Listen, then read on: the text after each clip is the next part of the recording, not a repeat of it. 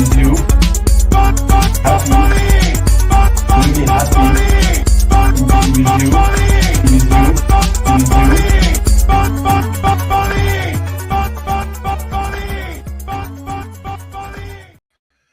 Good morning, everybody. Welcome to the NFT morning. For people who are listening the NFT morning live, you can hear, you can feel, you can see that we are not in the French morning. Actually, we are in the Canadian morning because today we have the chance to be with Grida first. Hey, Grida, how are you? Hello, everyone. Good evening, good morning, Jen. I'm fine. How are you, John? Thank you so much for Super having great to us. have you, and we have a lot of to share, and you have a lot to share, and we have the chance also to be with Lucas today. Lucas, aka Hello. Figure 31. Hey, Lucas, big pleasure to have you for the first time at the NFT morning. Thanks for having me. It's really exciting because you've been working actually with Grida on this project, throwOfDice. So actually, me personally, I'm a gambler. So at the moment I see Nice. dices, We I love start that. to feel the casino excitement, and I'm very interested to know more because I think if I'm not wrong, the release will happen for people listening live tomorrow, or basically on March 31st. Yeah. And actually, Grida, you're not here just because we love you. You're here also because What? we always like you. No, but just you're here also because you part of your mission also is working with the Tezos team, if I'm not wrong. Yes, actually, today is quite, for me, big step. One of the last days I work as artverse director and curator, and this project is the first missions that I have working as curatorial producer in 3D Tech, the Tejas team with Alex and Vincent, and this is very first project that I'm working on since last January, February with Lucas. So yeah, here I am. I'm totally dive into more blockchain and URL this time. Yeah. So now we will have. So basically, this is your first curation, and so you're Yes. doing that's amazing. And so you're doing this curation with Lucas here. Can you Yes. just maybe just for people who will discover and will go depth into the project, but could you just summarize a bit the idea of this release, basically? Yeah, so first of all, if I explain the vision that 3D Tech and Arton Tejas team are viewing right now, usually digital art history has been stayed for a long time, maybe since 1960 or till now. And right now, among many genres, like we have AI, generative art, and graphic and everything. And one of the genres that I'm really in it is people call network art, network art or art on blockchain, contract is art. This type of genre, I especially feel that many other genre is very important, but especially I feel very attracted to these artists who use blockchain as a media. And Lucas is one of the artists who is doing it for a long time. And this project is specifically creating this art project, also based on Tedros EVM, Interlink. So that was the big structures that I have as my mission. And I studied so many artists who can be my first artist, and then thanks to actually James Blossom, Yep. he was kind of advising me so many great artists, and then I found him, and thanks to him actually I reached out to him and I studied about him, and actually he was one of the artists who exhibited World Computer Sculpture Garden curated by OSFFF. This group show is one of the, let's say, historical group show using blockchain as a medium. So I thought it was perfect. And then here we are, because right now, thanks to, I don't know, Paris Photo and 010, all this Jack Butcher and XCopy, and right now Kim and Ripe, there are many masters who are doing this artist making the environment, and participants, they are joining, also becoming part of their artworks. So this kind of structure, I wanted to make it. And upon this structure, Lucas is bringing a great project called throwOfDice. And yeah, maybe that's my take, and we can listen to it. No, thank you, Greta. And okay, I want to just to understand, because you dropped a lot of keywords that are that we love, of course, at NFT Morning. You said, of course, blockchain as a medium. You said networked art, and I've also connected. And of course, any kind of NFTs are networked art. But at this stage, I believe also when you mention that specifically, it means, I believe, something like interconnection or something like this. Maybe Lucas, you can explain a bit more, what's the concept behind this networked art, basically. Oh, I don't pretend to speak for everybody who makes that kind of artwork, and there's still a lot of debate among us as to like how do we call it. And I'm a huge fan of like using names that people that hate the medium call it, because like in art history, a lot of like important movements were named by people who dislike them. So I think that we've yet to have this moment, but Yeah. This is why yeah, I'm still network using. art. This is why I'm still using the word NFT, because everybody hates it. Yeah. Any way possible to describe like an asset, basically. Well, I think network art, like Rita said, it's mostly just about leveraging blockchain as a medium. And what that means is that like we're releasing an artwork that is like on a publicly shared database, and that anybody can interact with it.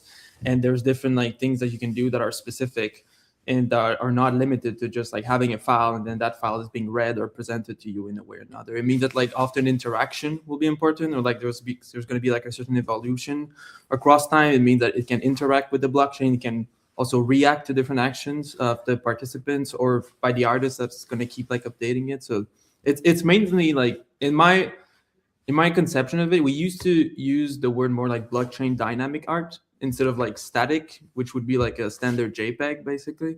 That's But interesting. in my mind, it's really dynamism. That's like where it Okay. lies. Yeah. I have a different definition, but I think it's interesting because, for me, networked art is just the random thing connected with the blockchain. So I own a XCopy edition, and I know the 9 other people who owns the same one than me because Oh, yeah, it's on yeah. chain, basically. But That's I nice.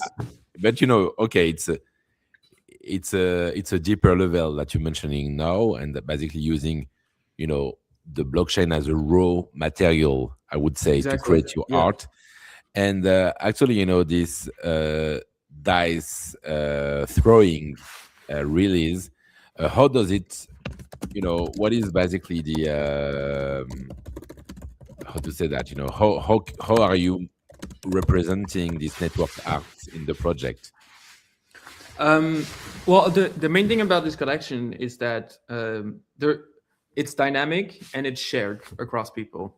So when you mint something, you're connected to the next mint, and then so there's information shared between mints and then shared between people. So it's not just like independent generative mints; they have something that's shared between them. And what is shared is the wallet address, and that wallet address is used to see the system and is represented visually directly in the piece. And so you can select like the top faces of your dice, basically. So you reserve a dice throw, and then the side faces, they stay in motion. Basically, they stay dynamic and they will change based on the wallet address. But when you reserve a dice, obviously you own all of its permutations. So depending on the dice show, that can be just one other permutation, or that can be like hundreds of thousands others. But Well, is you it a can bit like rethrow that dice the infinitely, basically. But you'll just regenerate a piece every time you rethrow it, and the layout with the pips on it, etc. Like that also like changes based on the wallet address seeding. Okay, so basically you can roll the dice. Is it kind of the yams game or something like this? You have this kind of games where Wait, are you talking rolling about Yeah. Yams protocol from like the DeFi days? Is that what you're talking about? No, I'm really talking about the I don't know. You have some kind of games, where you are rolling the dice, and you are always allowed to keep the face of few of them, but you need to re-throw some of theirs, and you need to Oh, get the best hand, basically, of dices, based on what you've been rolling. So you can always choose, and you need to pay a bit more to re-roll them, or just to keep the hand that you currently have, or something like no, this. there's no straightforward like I haven't mapped the mechanism of the artwork on a specific game. It's really just like you throw the dice and then you see what comes up. But in this specific case, the dice throw are they're determined by the minter. So there's no like reroll mechanic where you have to pay, or it's just you choose it once and then you own that, and you own all of the permutations of that dice throw. You own all the perimeter. So basically, I can roll a dice. Sorry, I'm a bit dummy, but just No, no, I'm no, just, no. you Go know, ahead. You no, no, should no. But, show. I roll the dice. So for example, I see that when I roll when I start to mint, I will roll a dice, and then I see that I have this specific dice with 7 dots on the that I just rolled the 7.1. So basically, I will be the minter of this one, Yeah, and on the combination of the 7 that is on top of it, yeah, and then all the other faces will stay dynamic, right? yes, So exactly. the static one is the one that is facing on top of the dice, and the Yeah. other ones are still moving and living, and basically can always change all along the life of the Exactly. NFT, basically. Exactly. And there's a speed component to the artwork, which can also be like, and it's entirely customizable by the owner of it. And so there's different, you can make it run like really slow to match, for example, like the movement of the sun and the earth, or you can make it run really fast to simulate like time passing by. And all of the changes that happen in the system are also noted on the animation and integrated to it. So there's this evolution into it that's really nice. Okay, now that's super cool. Okay, now I But understand. the permutation is to make it simple. It's like basically like you mint the dice throw and then you get the combination 1 and 1. There's no other way to rearrange 1 and 1. It's just 1 1. It's always going to be the same. But let's say you have 1 2 3, you can rearrange it to like 1 3 2, or you can arrange it to 3 2 1. It's like etc. The order depends basically on your dice throw. So certain dice throw have like very small permutations, and others have like really, really, really, really, really massive ones. Okay, so it's part of the tray, I would say. The kind of permutation that you can get is also part Yeah. of the randomized the randomized way to mint it, basically. Yeah, and that aspect in the system of the collection, we call it the territory, because if you imagine the whole Oh. collection where you have like 9 dices, and also this little trick we haven't mentioned yet, but my dices they're not real dices. There's like a couple of weird things happening with them, but 9 dices with values from 1 to 9, that's over like 400 million permutations possible, like across the whole range, and like if you go, yeah, that page exactly, the territory map, it's included in the artwork where like you can see how much of the space you own of the permutation space, basically.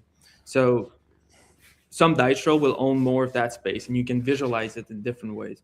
So let's say you go in the bottom right where you have like search, you can enter like at the bottom, enter like 1 2 3 4 5. I following.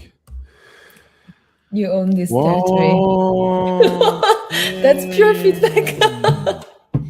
And so, and then Yes. as more as you mint, your territory grows, and you own Yeah. more of that entire possible space. So within that cube, or on the other map, the 2D map, basically there's any and all possible permutations within like a 1 to 9 dice row of values from 1 to 9.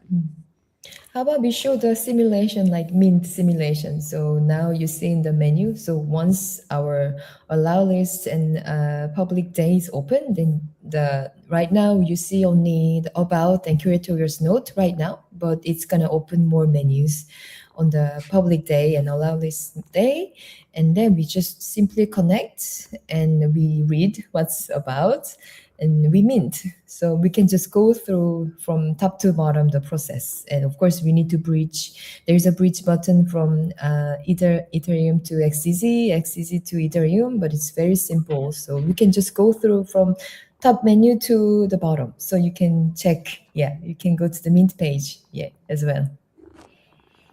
Okay. Yeah. We will go before we go into the mint. I just want to Yes, get June. just to get the full picture because I haven't asked you and it's my bad. But No problem. how many pieces? What are the key stuff? Key information. When, Yeah. how much, how many? Basically, maybe Grida or maybe you. Yeah, as you want to answer. I've been talking a lot. Greed, I can go ahead. No. I mean, sorry, I'm lost. Yeah. So the allow list day is actually tomorrow, 1 p.m. New York time. So right So now, March yeah, 31st, March that's 31st at 1 p.m. Okay. yeah, that's allow list means 1 time. p.m. Yeah, what? why list? 1 New p.m. York time, EDT. New York time. Okay, 1 p.m. Yes. New York time, 7 p.m. Paris time. Yes. Okay. Okay, so for the one who are on the allo list, how to be on the allo Yes. list? How to be on the allo list? We will share the form after this NFT morning. Okay, share it with me. We will share. So so people who are listing live, you can Yeah. fill the form to be on the allo list. And so Yes. 1 p.m. New York time, 31st is the allo list time. And when is the public release? April Fool's Day. That's actually a good day to throw the dice together. So it's Yeah. April 1st. So I've always said It's not a conceptual art joke. was a good joke. So Yeah. I'm doing it finally on April Yeah. Fool's Day. We are doing it for real. It's not a joke. So this is the real day. April 1st, 1 EDT, 1 p.m. EDT. Okay, Yeah. cool. So 24 hours later. Okay, and Yes. how many? How does it work? You means one. Each NFT is a part of the territory, technically. Yes, so each combination, let's say you have one throw is one NFT, basically. So as you see on the mint page, you can see all the combinations, random combinations, or you can actually customize. If you don't like it, then you could even customize your number. So if you go to the right side, not this one. Yeah, this is like we show the combination, but if you see the search, you can even customize the numbers that you want to have.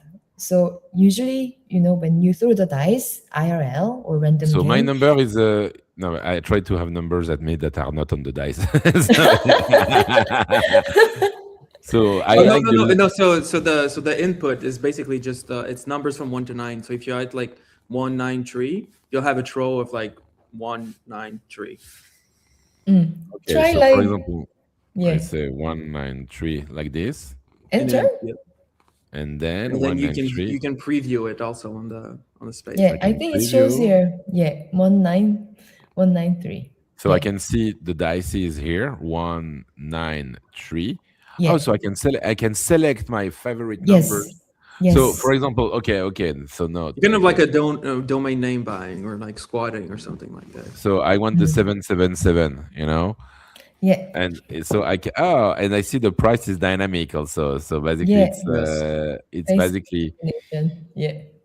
so There's a few dynamic components within the system. So the value is calculated. There's like a base fee, obviously, because or else it would be too small. But there's a base fee, and then we add we calculate like your dice roll. So if you have like 1, 2, 3, well, that's like 1, 2, 3 times the like sort of the value that we multiply like in the system. But if you have like 1, 2, 3, 4, 5, 6, 7, the more dice you have, the more it costs. But it's mostly a symbolic gesture. It's not like you go from a mint that costs $1 to a mint that costs like $2,000 or anything like that. So for example, here I ask to get like nine sevens. Yeah, that's I like can one see of the like priciest mint you can get, basically. Okay, but is there a limit of the amount of dices I can get? It's 1 to 9. So 1 to 9. it's- So yeah, I have the the max. priciest mint would be like 9s of 9, basically. Perfect. So I got it. So for example, it's sorry, You can do this all day. I start to be in the game now. So okay, I just made the test with two dices. Now I want the lucky sevens. I feel like I want to get. Mm. So I want two sevens. It's gonna be 30 tes, 30.000. Ah, yeah, okay, yeah. All the decimals. We can see all the examples. If you watch the screen, you Yeah. will understand clearly the price dynamic actually, because Mm. you can see that it's always after the comma, so after the point, that the price is changing, because you have basically 9 digits, and each digit is if it each digit at the beginning is zero if you haven't selected uh, to have the dice, and the number is basically the figures that you have selected. Sorry if I'm not Mm. clear. You have to watch it. No, no, no, no, no. No. That's it. That worked. It's integrated into the system just to regulate the mint a little and make like certain mints a bit rarer and make them like more valuable. And it just, or else it would be kind of a free for all mint. And there's like, like you can. That's also the point when we're talking about blockchain as a medium, is that you can like Mm. modulate the relationship that you have to the act of minting with like different parameters and with different sequences of action, and that is one of them, basically, to shape the way that you acquire it. I see. I see. No, it's amazing. Okay, no, it totally makes sense, and I like the idea. And of course, you have a bit, of course, of this game. Of course, if you're on the Allo list, to, as you mentioned, the domain name game, to lock the combinations of figures Yeah, that you want. So but people will. but Yeah. there's no the so technically, like, there's about 40,000 unique possible Mm. combinations. So that, like, Okay. even if you're on the allowed, it's like, yeah, maybe you can get the 7 of 7 because you really want the lucky number. But there's just so much variety, and it's mostly limited in time based on like what people can win. It's Of less course. and what's interesting about the collection is that it, like a trove dice can be really subjectively important to you, but it can also be not at all to another. And then somebody may want to collect or mint like a trove of dice that is like particularly rare. So like a 1, 2, 3, 4, 5, 6, 7, 8, 9, basically, which is like all of the sequence of number is the one with the biggest territory. But for someone else, it might be the one dice roll, where it's just like one dice with a number one on it, or it can be like there's just so many parameters and ways to like view it. And the attributes reveal kind of all of those tension between rarities and between attributes, and like what's valuable, what's not valuable, and it sort of raises these questions basically. Mm. I see. No, I like. Yeah, I totally see the idea. Actually, we will have the chance also to have Robert Alice next week. Yeah. And it's for people who didn't have a chance to mint. Also, his release, from that he just did in Hong Kong for Art Basel. You have this kind of game also where you are Yeah. basically entering playing with the interface and seeing the combination that you can have depending on the, selecting basically your best characters. And I think I think it's nice, because then you can think about doing a gift. Also, you can think about having your birth date or whatever, or an important date, or playing with, I know a lot of people who are crazy about numbers and the symbolic numbers. So I mean, yeah. There's a bit of a number fetishism, like in our industry, like getting the rare mints, getting like a specific type of like attribute or like a trait in there, like getting an idea that looks like something, or like the first punk or the last punk, or like it's stuff like that. Exactly, and it's not only about 69 or 420. So No, there's a lot more to it. Yeah. a lot more. But those are fine too. I don't mind them. Yeah, that's fine, of course. So that's no, that's okay. No, that's more and more clear. And so there is no the only limitation. There is no quantity limitation. It's more there only a time limitation during the period of the mint. What? Well, no, there is a quantity limitation because so there's about like, mathematically speaking, there's like over 40. It's like 45,000 possible unique combination. So for example, if you mint 1, 2, 3, I can't go and mint 3, 2, 1 because your 1, 2, 3, its permutations is also all of the other ways you can arrange the values. So that's it's still unique. Like you're searching for something unique, but whatever you're finding, you can rearrange it in different ways. And that's the territory, basically. The different ways you can rearrange what you own. I see. So it's mostly limited in time. It's less about, I mean, theoretically, like all 45,000 of them could be minted, and that's what like that's the point of the mint map, like what you were just looking at with all of the connection between the different assets. I see. I see. And also, of course, so what does it mean? It's theoretically at the beginning, people will be easily able to select their numbers, and then maybe they will Exactly. potentially, at the moment, just take the one that are proposed by the interface. Yeah, Basically, it gets harder and harder as people mint them. Exactly. Yeah. But then that's it's interesting because as the supply grows, what used to be maybe less rare becomes rarer because there's like you're more unique within the whole. So I kind of like that like rarity grows within the whole as like the supply increases. no, yeah, okay, totally makes sense. And about the price, we just saw it, 30 TES to Around $10. yeah, About $10 exactly. Mm, mm, Until if you take the complex combination, the maximum amount of dices, it could be until 100 each. yeah, but there's Tezos. only a few of those. It's like this is only the rare ones. Most of them will be like way below that. I see. I see. And you can also, I saw in the interface, do your lists and then mint all the ones you want. And this is where also we're going to the technical side, Grida. You open the door for that. You can mint with your favorite Ethereum wallet, right? yes, yes, yes. So Tejas basically, EVM. Yeah, so basically, just to understand, it's on Tezos, but you can mint with MetaMask or Rabbit exactly. for people who are using this kind of wallet. Exactly. How does Yeah. it work technically? What is there a specific thing to do? What is the trick? It's just it's a Very smart simple. contract.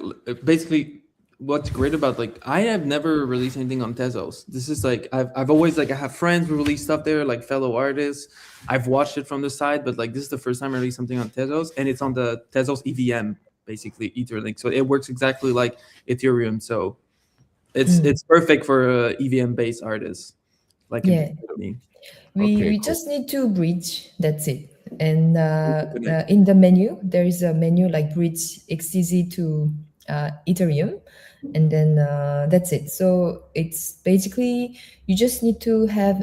It's like exactly the shape. So you just need to bring Ethereum, this blockchain, to your MetaMask, and then just bridge XTZ to Ethereum, and then your bullets are ready, and you can just throw the dice. Okay, so it's like So any simple. other Yeah, layer two, I would say, for anyone exactly. who are used to work on other layer two blockchain. Yes, You bridge, so yeah, you need to send some Ethereum and turn them to Tezos blockchain, basically, or some I don't know USD or Ethereum, and having them on the Tezos blockchain.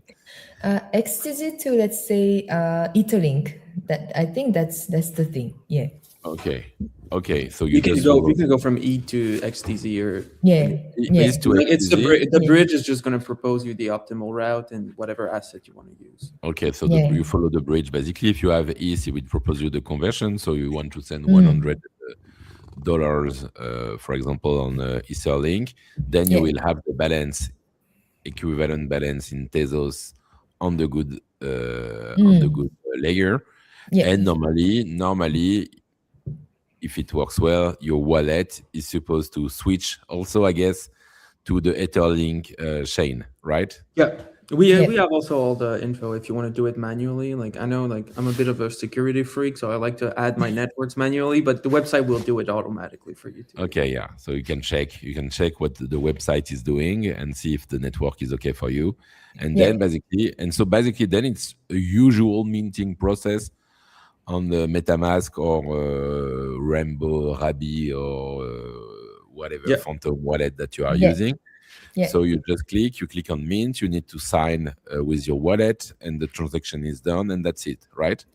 I think we could show the simulation, Lucas, right? With the testnet website, how it works. Oh yeah, I mean you do have the Yeah. test contract. Okay, yeah.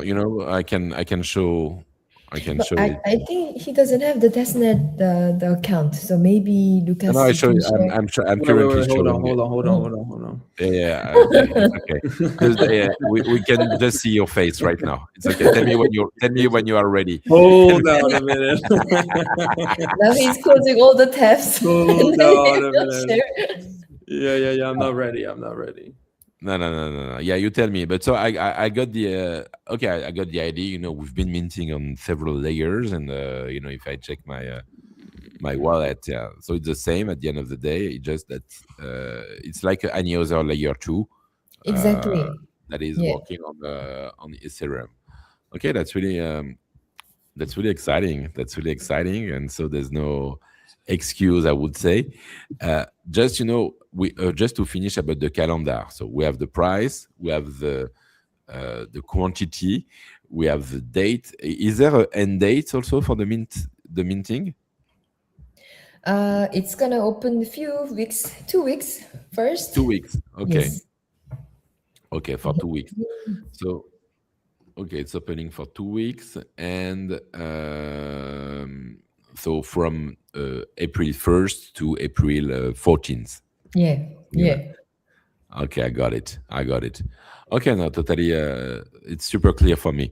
You know, I realized that at the beginning I had the plan to talk a bit more about you, Lucas, but we've been going through directly into the into the project.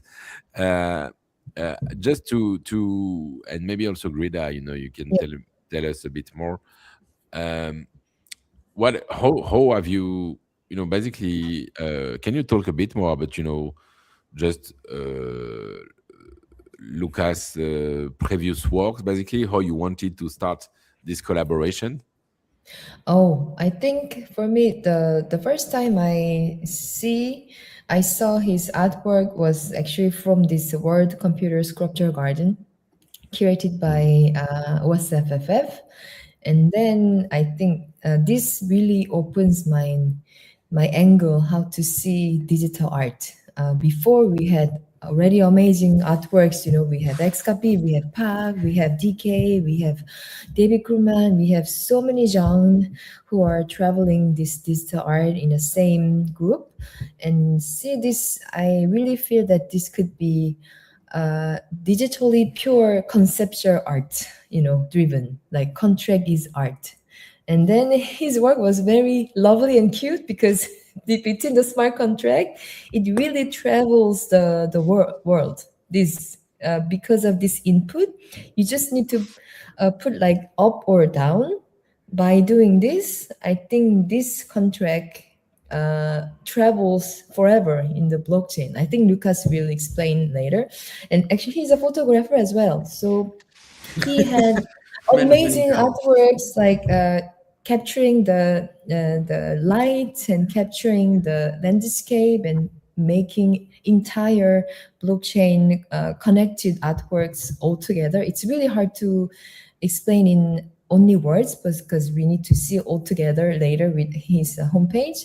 Basically, entire his practice is how we connect each other. So it's not one JPG and go through collector's wallet. It's not like this. Just he's making each environment that can connect everything, and being part of that is I'm kind of his artwork, part of it.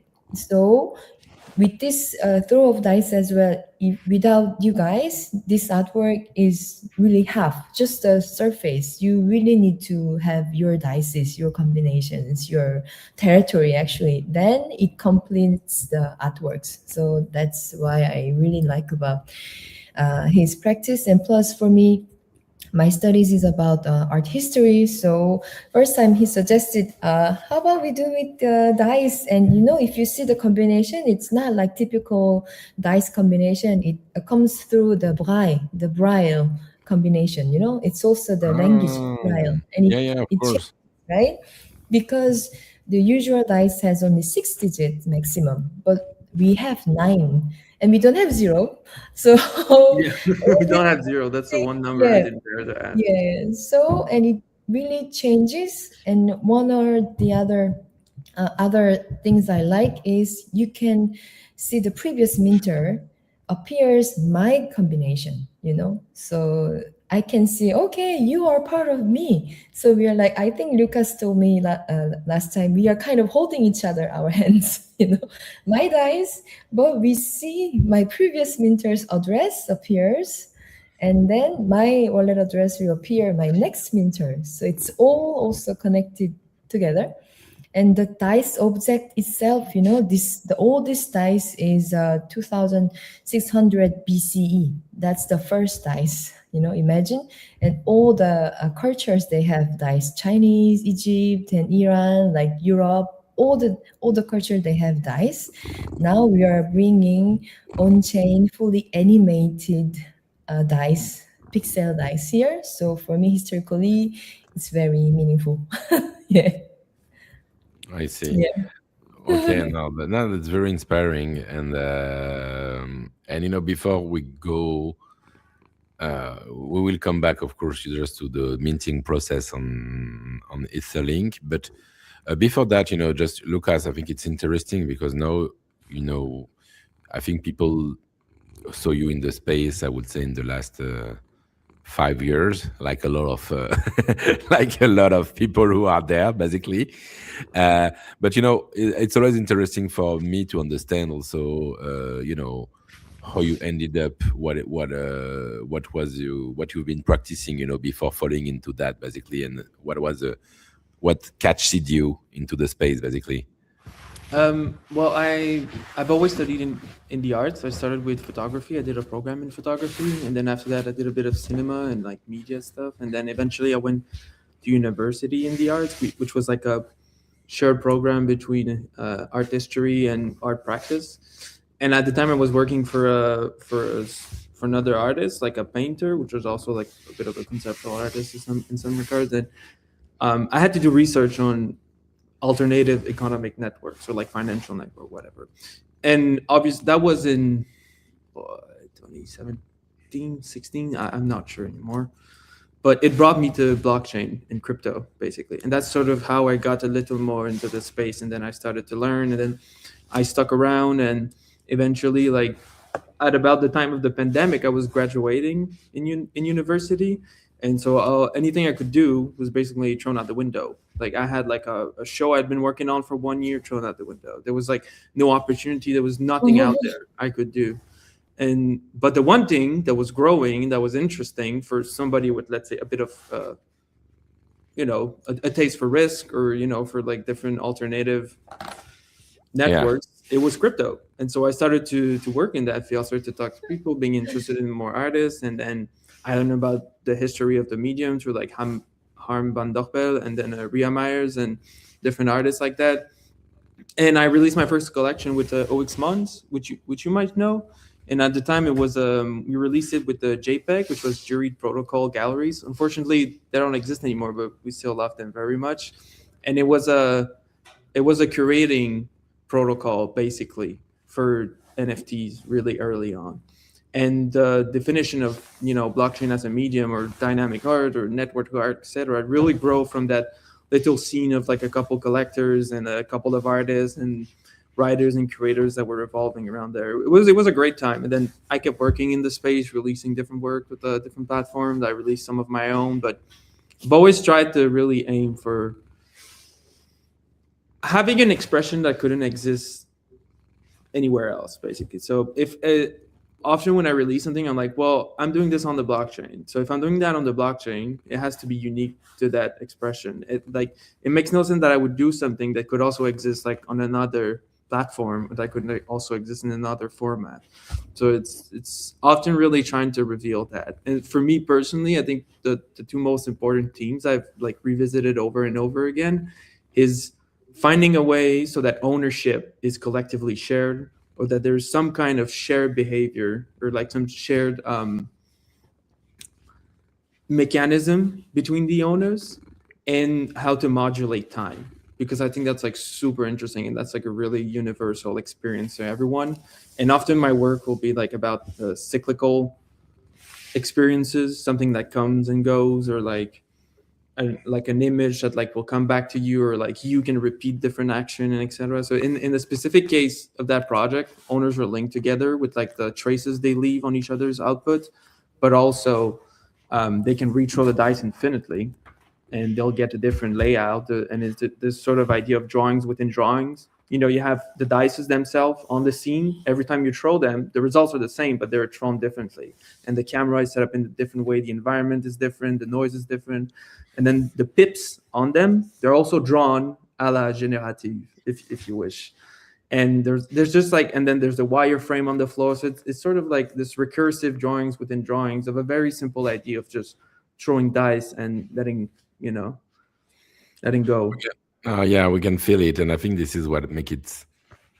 This is the kind of project that are super interesting, because of course, when you have different layers, you have of course the visual, you have the atmosphere, you have the style at the end of the day, because of course it's awesome to do blockchain as a medium, but having something visually also materialized, with all the dots, and all the territory connection also, that is part of the work at the end of the day. Yeah. Because you have the individual work that are the dices that you can see, and as you mentioned, different angle, the camera, the atmosphere, but on the other hand, playing with the territory, it's also the global work where you are part of it, basically. Exactly. And the this work is takes sense in the whole collection often. That's what happened a lot with blockchain artworks, in my opinion. Exactly, yeah. And this is the question, basically, is it one unique pieces, one unique artwork where everybody own a piece, or is connected, or is it different artworks all connected together? And that's I don't have the answer to that question. I think like a lot of people have answered it differently, where like, with generative systems, or like, is the algorithm that produces the output, is that the artwork, and we're just collecting examples of like, or different facets of it, and we just decided that we're going to limit the outputs to 1,000, but technically it's infinite. And I don't know the answer to these questions. I'm just an artist, I'm just making stuff, and of course, we'll see in a decade or so. And there is no one answer. This is the thing, at the end of it's what makes it interesting, because it's at the end of the day, asking questions, and this is what we like, asking questions. We don't want to bring answers. We want to just open doors, and then anyone can see it the way he wants, and this is what makes it awesome. And so just okay, let's come back on Earth, and maybe Lucas, you can show us when you tell me I'm ready. I can show you screen, and you can show us. Okay, perfect. So now we can see how the minting process is working, basically. Well, it's very simple.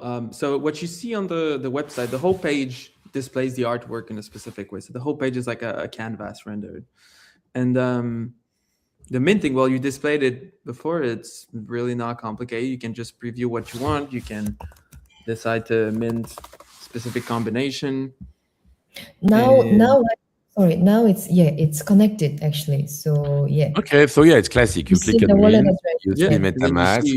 You see all of your mints up here, and that's pretty much it. It's nothing too specific. The specific thing to be concerned about, it's really like, what do you choose to mint up here?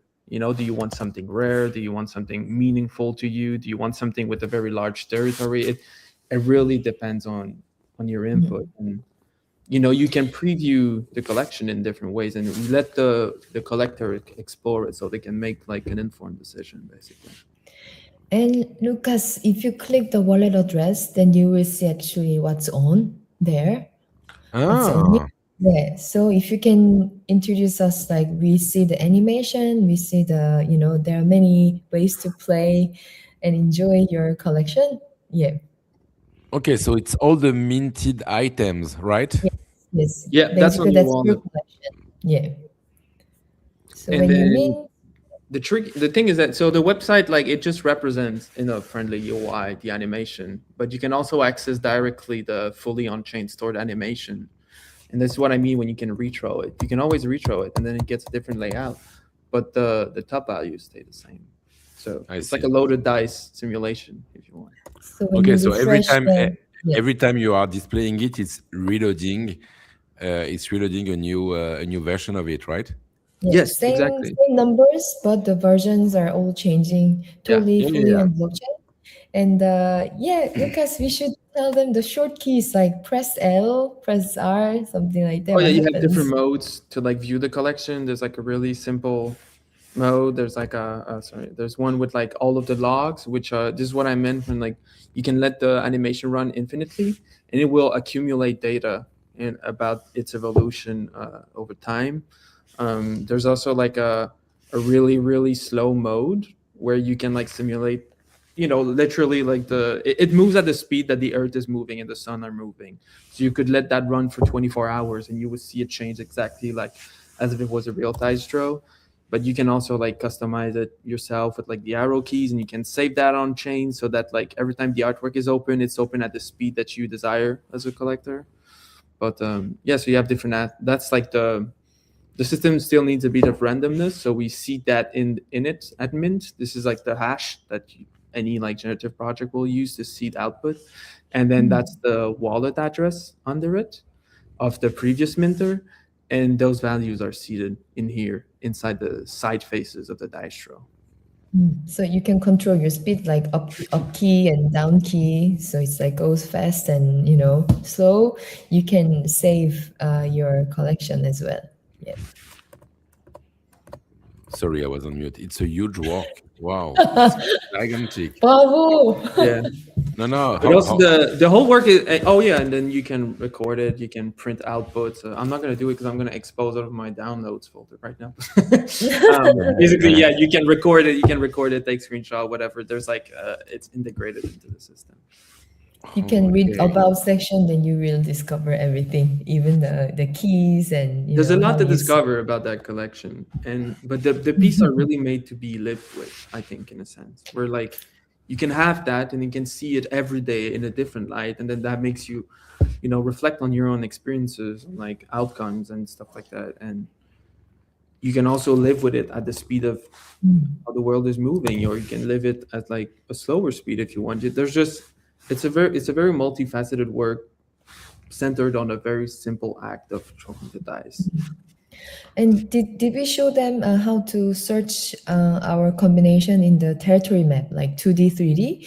We have three ways. First, you can search with your wallet address. Second, you can search with your NFT number. And third, you can also search with the combination number, for example. Yes. So here, yeah. So let's say like so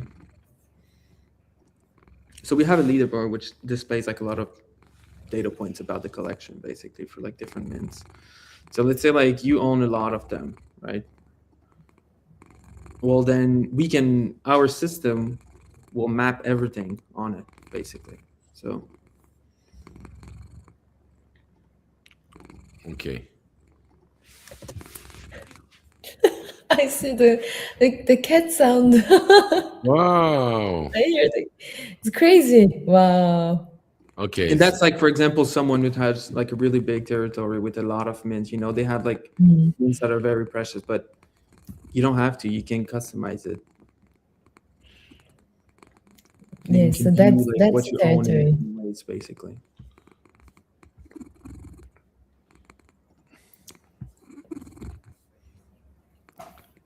That's very impressive.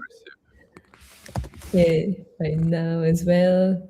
It's gonna be yes. Yeah, that one is Wow. super hardcore, Almost. but that's like this would simulate a person which like is really into like owning as much of the territory as possible. Basically. But it Wow, just it's- displays like all the permutations of a troll, basically, and it connects them together and it connects them to the whole. Okay, just to be okay. I think we don't need to understand everything, of course, and it's part of the beauty of the work also.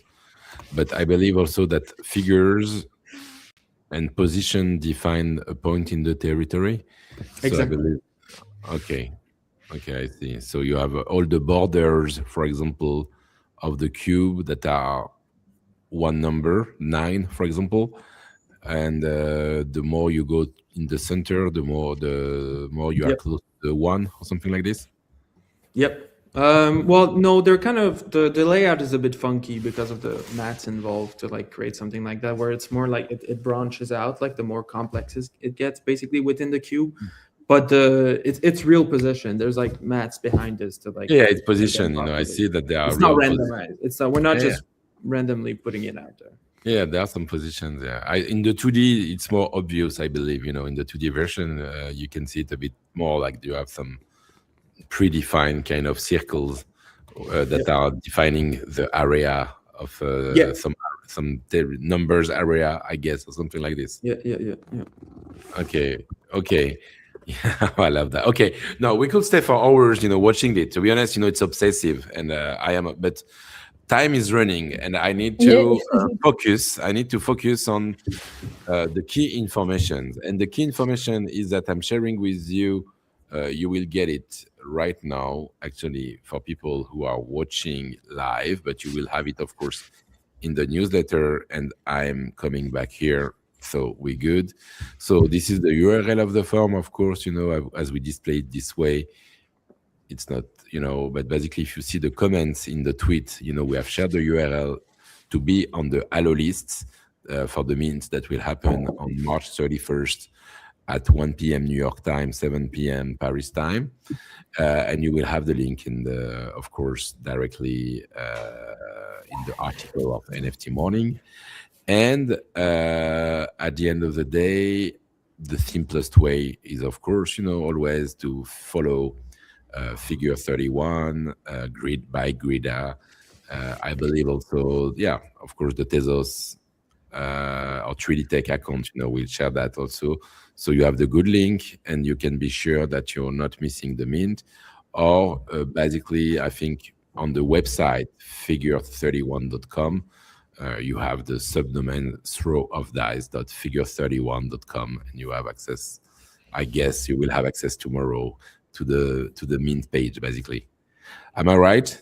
Yeah. We've already posted like a preview too, so you can just prepare yourself. Cool. Like, in advance. Okay, so you can already have a look, already play. You can always message me. I'm a friendly guy. I'll help you. Okay. So you can message to know more, to ask questions, and yeah, you can already see everything, until the mint moment and play with the interface. So no, I really wanted to thank both of you. Congratulations, it's amazing. I think this is really the kind of project that we can expect to see in 2026, and that we are. This is what we're talking about when we're talking about network art. So no, thank you both of you. For people who are following NFT Morning, I'm so sorry, my cat almost. No problem. People following NFT Morning, the next episode will be on April 1st, actually. With Fanny Lacoubet, Pauline Fossel, Eleonora Brizzi. It's the 100 Collector Morning, basically. And actually, we will come back on what happened in Hong Kong last week. So it will be a very interesting episode also. So I recommend you to follow it. Yay! Thank you, Grida. See you very soon. Thank you, Lucas. Have a good luck for the release. Have a great evening, morning, everybody, and good morning. Good morning. Happy, really happy to be with you.